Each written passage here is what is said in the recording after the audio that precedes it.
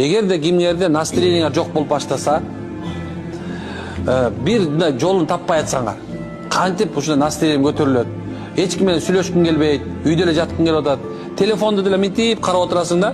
Мындай эле эчтеке деле көргөн жоксуң да. Телефонду карап отурасың, бирок мындай лента кетип атат. Бирок сенин башыңа эчтеке кирбей атат. Окат кылайын десең кылгың келбейт. Эч ким эчтеси жакпайт.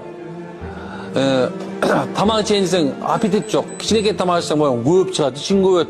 Кечинде көп кечин ой басат, бирок эмне үчүн ойлоп атканын билбей атасың да, туурабы? Мына ушундай боло турган болсо, бул сага көз тийди деген сөз. Назар өтүп кетти деген сөз. Мына ушундай назар өткөндө кандай кылып метебиз десе, мына карагыла. Аятул Курсини колуңа 21 жолу окуу. 21 жыл окуйсуң дагы, анан денеңдин баардыгын шашпастан сүрөсүң. Момдай сууга окуп ал ошону. Анан ошону ичкин. Иншалла өтө өрчүп кете турган болсо дагы бир айга жетпей, Кудай берсе калыбына келесиң.